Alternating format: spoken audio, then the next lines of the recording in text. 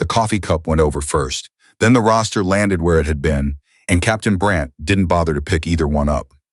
"I'm not hanging my Marines on a recruiting poster," he said. The plywood table in the operations hut at Camp Vigil swallowed the words flat, the way that room swallowed everything. No echo, just the hum of a generator and a box fan pushing hot air around. He tapped a single line on the manifest with 2 fingers, hard like he could press the name back out of existence. Scout sniper sections got enough to worry about without babysitting somebody headquarters wants for a photo. Nobody at the table said anything. 3 of them studied the grain of the wood. Gunnery Sergeant Okafor studied Brandt, and the name under the captain's fingers, the one he wouldn't say out loud, belonged to Sergeant Wren Calloway, who at that exact moment was 400 meters away, cleaning a rifle she'd already cleaned twice. Because cleaning the rifle was the only thing in that whole country she could make turn out right by trying. Before this goes any further, if you've ever been the person somebody decided about before they met you, do me a favor and tell me in the comments where you're watching from. I want to see how far this one travels. Then stay with me because the captain was wrong, and it took about 9 days and one very bad afternoon for him to find out exactly how wrong. Calloway was 29. She was not large. That surprised people, and she had stopped being surprised that it surprised them. 5'5" in boots, lean through the shoulders, with a flat, watchful steadiness in her face that strangers tended to mistake for coldness, and that her grandfather had called, when she was a girl, the quiet a thing gets right before it does what it came to do. Her grandfather had been a Marine too, a lifetime ago, in a war the country preferred not to remember, and he came home from it with a tremor in his left hand and a voice he saved for important things. He raised her on a hardscrabble piece of the Missouri Ozarks where the deer were smart and the wind came down the holler in ways that lied to you, and he taught her to shoot not the way men teach boys, with bravado, but the way a craftsman teaches an apprentice, slowly, with reverence for the cost of being wrong. "You don't conquer the wind," he told her. "You listen to it until it tells you the truth, and then you believe it before you have proof." He died the winter she turned 19. He left her a worn brass range coin, smooth on one face from 60 years of a thumb rubbing it, and a habit she couldn't break of measuring the world in mils and minutes, whether or not she had a rifle in her hands. Her mother thought she'd grow out of the rifle. Her mother thought a lot of things, all of them loving, most of them wrong about her daughter, and they had made their peace with that.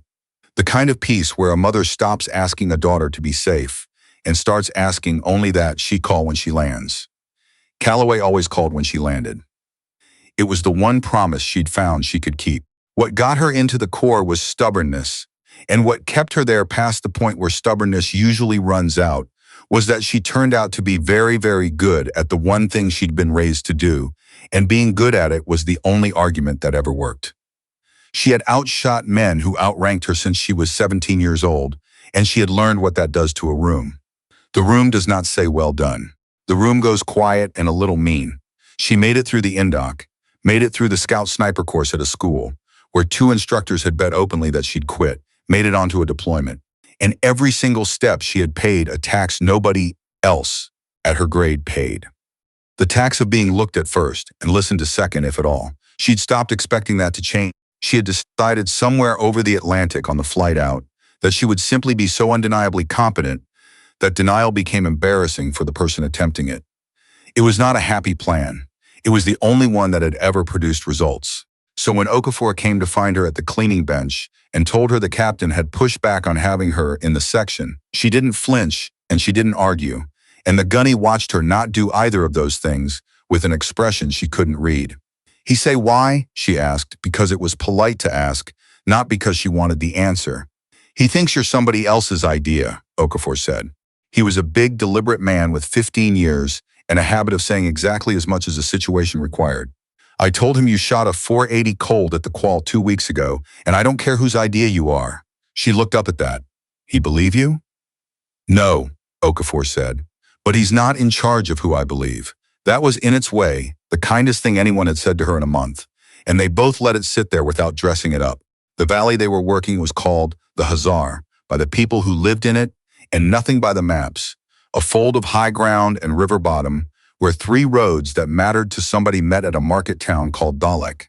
There were 30,000 people in that town who wanted nothing but to be left alone, and there were maybe 200 who wanted them very much not left alone.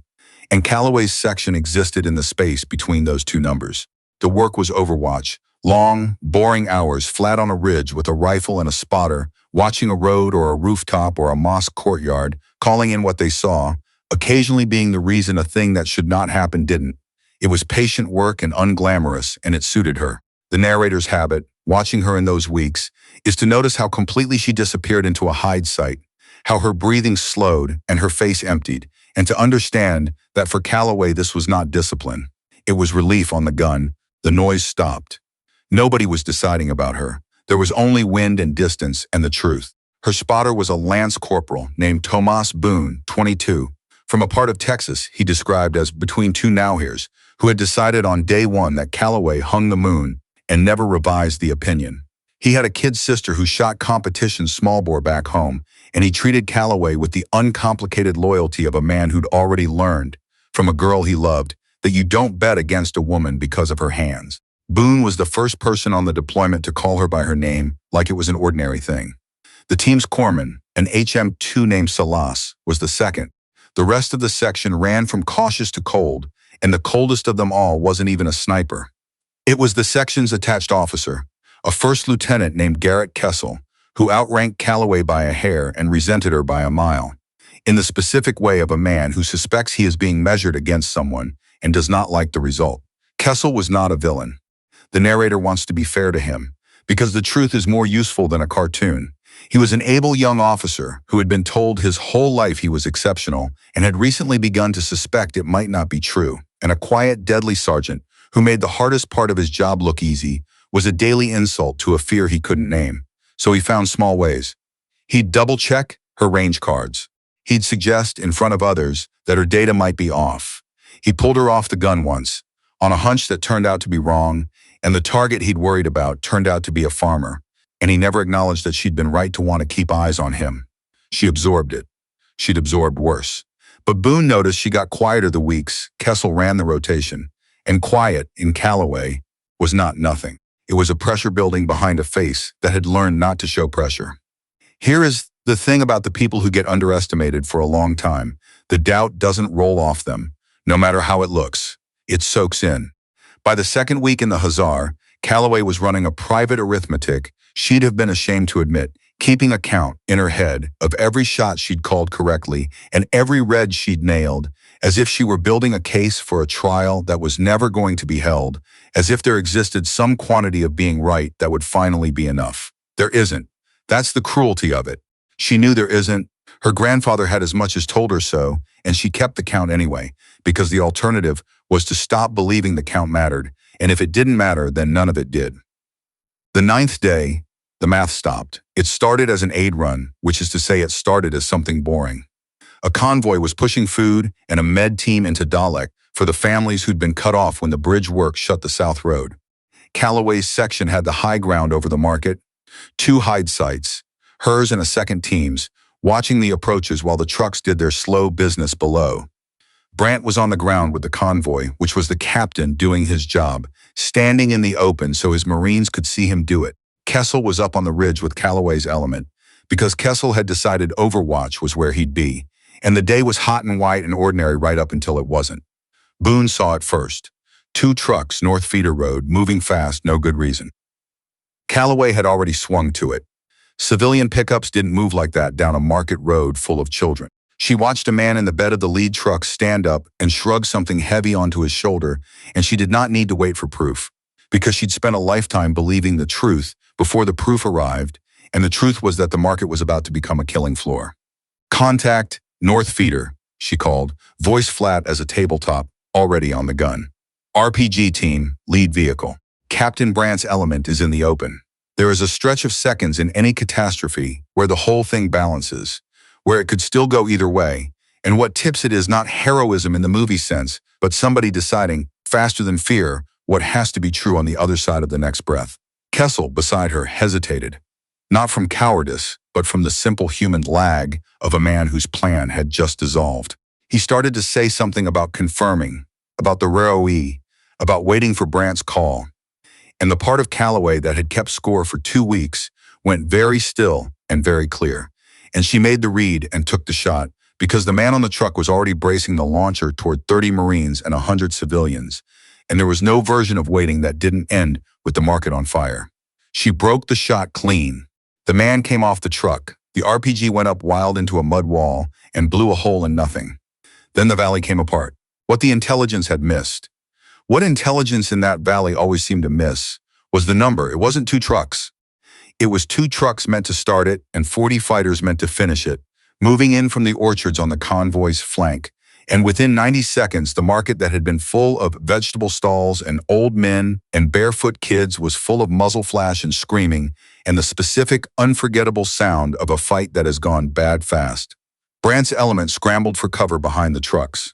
The civilians ran in every direction at once, which is what civilians do, which is the thing that makes a fight in a town a different kind of nightmare than a fight in a field. And up on the ridge, the picture in Calloway's scope resolved into a single brutal clarity. The only way out of that market for the convoy and the families both was the south lane, the Wunshin choke point, a narrow run between 2 long walls, and a dozen fighters were already swinging to seal it. If they sealed it, everyone in that market died. It was that simple, and she saw it that simply. She started talking before she fully decided to, the words coming out in the calm shorthand of someone whose hands were busier than her voice. South lane's the only exit. They're moving to close it. I have the angle. She was already shifting, dragging the rifle and herself across the rocks to a spur of ground that opened up the lane, exposing herself to do it, because the only firing position that covered the choke point was a position with nothing in front of it but air and the valley floor. Calloway. Kessel's voice tight. That spur's hot. You'll have no cover, hold your, then I'll have no cover, she said, not unkindly, already gone. The narrator has gone back over what happened in the next 11 minutes more carefully than over almost anything else in this account, because 11 minutes is a very long time. And because what Calloway did in them was not the thing people imagine when they imagine courage. It was not a charge. It was not a roar.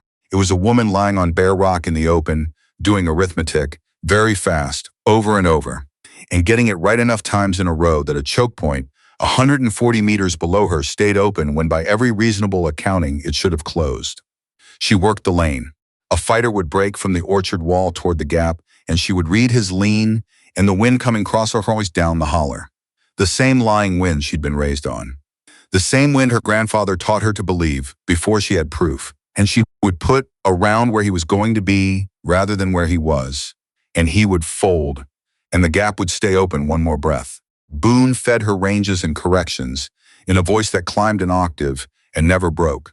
Below, she could hear Salas screaming for a corpsman that was him, hear Brandt's voice on the net hard and steady, organizing a fighting retreat through the gap she was holding open with nothing but a rifle and her grandfather's arithmetic.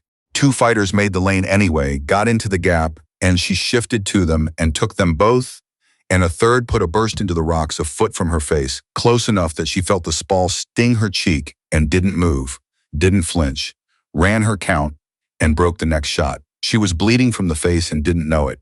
She would not know it for an hour. The first of the convoy's wounded came through the lane, a Marine on a litter, 2 corpsmen, and a string of civilians behind, an old woman, a man carrying 2 children, a girl of maybe 10 with her hands over her ears, running flat out with her eyes shut and her mouth open. They came through the gap Calloway was holding open, and not one of them looked up to see who was holding it, because not one of them knew, because that's the nature of Overwatch and always has been. The people you save almost never see your face. She kept the lane open while they ran. The narrator notices, and asks you to notice, that at no point in those 11 minutes did Calloway think about the captain who wouldn't say her name. She'd stopped keeping score the instant the first round broke. There hadn't been room. There was only the lane and the wind and the running children and the next correct thing. A fighter she didn't see working up the dead ground on her flank got close enough to be a problem. Boone got him. Boone, who was a spotter, who'd carried a carbine the whole deployment and never had cause to use it, put it on his shoulder and got the man 12 meters out, and then said, in a small voice, "Sergeant, I'm hit." And Calloway's whole world tilted on its axis for exactly 1 second before it locked back into place. Because Boone was hit, and Boone was 22, and the lane was still open, and the only way to keep Boone alive was to keep the lane open. And so she did the hardest thing she ever did, which was to leave her spotter bleeding 3 feet away and keep her eye on the glass. Talk to me, Boone leg. It's the leg. I'm a sound she'd never forget. I'm good. Keep working. I got it. He didn't have it. He pressed his own hand into his own thigh and called her corrections through his teeth, and the last of the wounded came through the lane. And then it was just the rear element of Brant's Marines, sprinting the gap two at a time, and the captain himself, who was a lot of things, but was not a man who left before his Marines, coming through last and backward with his rifle up. And then a vehicle, one of the technicals, a truck with a heavy gun bolted in the bed, rolled into the mouth of the lane to seal what the fighters on foot couldn't, and the gun on it started to traverse toward the gap full of running men. And Calloway had a heavy gun, a moving truck, a crosswind, a face full of blood, a wounded spotter, and about a second and a half. Her grandfather's coin was in her left breast pocket. It is a small, true detail, and she swears she felt the weight of it. She didn't aim at the gun. She aimed at the man behind it, at the place the man behind it would be when the truck finished its turn, and she believed the wind before she had proof, and she broke the shot, and the truck rolled to a stop with no one to drive it and no one to fire it, sideways across the mouth of the lane, a barricade now instead of a gun, and the last Marines made it through. The fight didn't end there. Fights don't end clean, but the back of it was broken. The fighters had spent themselves on a choke point that never closed, and air finally came on station. The birds that had been grounded since dawn by a dust ceiling that had at last lifted. And the orchards emptied of men who'd decided the day wasn't worth dying for after all. The narrator notes, for the record and for the veterans who'll wonder, that the reason the team had no close air for the first hour was weather and not stupidity. The ceiling was on the deck, the rotary wing was blind, and there is no JDAM you can drop on a fight you started inside a market full of the people you came to feed. Sometimes the only asset is a sergeant on a ridge. That morning it was. She didn't stand up when it was over. She rolled to Boone, finally, and got her hands on his leg. And Salas was there a minute later, having fought his way up the ridge, and between the two of them they kept the lance corporal's blood mostly on the inside until the medevac came. It was somewhere in there, kneeling on her spotter's leg, shaking now that there was nothing left to be still for, that she became aware of the blood on her own face and put two fingers to her cheek and looked at them and felt nothing about it at all. They medevaced Boone and they medevaced Calloway too, because the spall had laid her cheek open to the bone and she'd taken a graze along the ribs at some point she couldn't remember. And she argued about it the way they all argue about it, and Okafor told her to shut up and get on the bird in a voice that did not invite a second opinion. So she got on the bird. And the last thing she saw of the Hussar that day was the south lane, the open lane, the lane full of nobody now, the lane that 100 and some people had run through alive who would have died if it had closed, and not one of whom would ever know her name. She didn't go back into the fight 3 days later. The narrator says this plainly because it matters and because too many of these stories lie about it. A cheek laid open to the bone and a graze along the ribs is not a thing you walk off by Thursday. She spent 11 days at the roll 3 with a line of staples up her face and a tube in her side for the first 4 of them. And she was furious about every hour of it. And she healed at the spid flesh actually heals, which is to say slowly and on its own schedule, and with no regard for how badly she wanted to be useful. Boone was 2 doors down. His leg was going to keep him, with a limp and a long road, but it was going to keep him.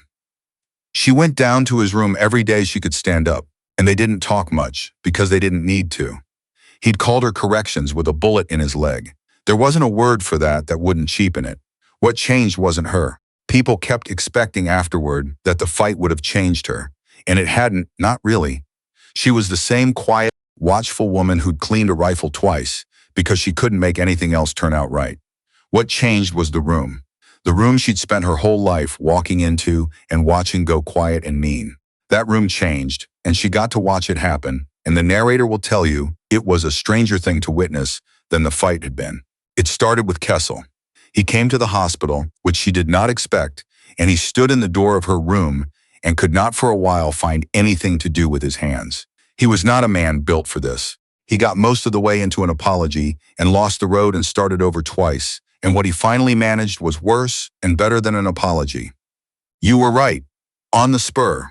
I'd have held you back, and you were right not to let me. He looked at the floor. I've been, and he couldn't finish that one either and didn't have to, because she'd known what he'd been the whole time better than he had. She didn't make him crawl. She'd been on the receiving end of enough small cruelties to have no appetite for handing one out. "You'd have made a different call than me," she said. "Doesn't make you wrong, just means I had the angle. It was a generosity he didn't deserve and would spend a long time trying to." The narrator suspects she knew that and did it anyway because the count she'd kept for 2 weeks had taught her exactly how heavy it is to carry the weight of being doubted, and she had decided, somewhere on that bird, that she was done adding to anybody's. Brant took longer. Brant was a harder man and a prouder one, and a captain who has decided wrong about a Marine in front of his other Marines has a particular distance to travel back, all of it uphill. He didn't come to the hospital. That wasn't his way. He waited, and he did it in the open, in front of the same people who'd heard him knock the coffee cup off the table, which, the narrator will tell you, was the only way it could have counted. It was the formation, weeks later, after she'd healed enough to stand in one. There was a citation. There's always a citation, and the paper of it never holds the truth, but the words get read out loud, and the words have weight. And after the words, Brant did a thing that was not in the script. He'd come up the ranks himself. He'd been a hard charger and a doubter, and a man who'd had to learn things the slow way. And he stepped off his mark, and he stood in front of Sergeant Calloway, and in a voice pitched to carry to every Marine in that formation, the ones who'd heard him say recruiting poster, he said, "I had you wrong." Just that. No softening it, no spreading it around. "I had you wrong, and you held that lane while I got my Marines out, and I'll say it as loud as I said the other thing." Then he did something Marines do not casually do. And he saluted a sergeant, held it a beat too long for protocol, made it mean what he needed it to mean, and the formation was so quiet, you could hear the wind come down off the high ground, the same lying wind, telling the truth for once to anybody who'd listen. The narrator has thought a good deal about why that moment landed the way it did, why it's the part she'd talk about later, and the fight isn't. And the answer, I think, is this. The fight saved 100 lives, but the formation saved hers. Not her body she'd saved herself, on a spur of rock with her grandfather's arithmetic. Her something else. The thing that had been keeping score for 2 weeks, for 10 years, for as long as she could remember. The thing that had been waiting, without ever admitting it was waiting, for some quantity of being right to finally be enough. She'd told herself it never would be. She'd been correct. It never would be, because enough was the wrong shape for the thing she actually needed, and she'd had to nearly bleed out on a ridge to find out the right shape, which was simpler and harder, and had nothing to do with proving anything. She figured it out, fittingly, in a hospital room, watching Boone do his physical therapy down a long hallway, gritting through it, refusing the chair. What she understood, and the narrator watched it settle into her face like weather clearing, was that on the spur, in the 11 minutes, she had not been trying to prove a single thing. The scorekeeping had simply stopped, evaporated, gone, the way a fever breaks. There hadn't been room for it next to the running children and the open lane and Boone bleeding 3 feet away. And in its absence, she'd been, for the first time in her adult life, completely herself and completely free and better at the work than she'd ever been when she was doing it to be believed. The proving had been the weight, not the doubt, the proving. And she'd set it down without noticing in the one place she'd never have thought to look, and she was not going to pick it back up. Boone made it home. He took the limp with him, and the small-bore sister met him at the airport, and Calloway heard later that the sister had walked straight past her brother to find out the name of the sergeant who'd kept the lane open. Because Boone had told her, because Boone told everybody, and so at least one person who hadn't run through that gap learned the name of the woman who'd held it. The narrator finds this comforting and includes it for that reason. Calloway flew home herself when the deployment ran out, the staples long gone, a scar up her cheek that she did not mind and would not explain to people who asked, because the people who needed to know already did. Her mother met her on the tarmac, the way she always did, arms already open before the ramp came down.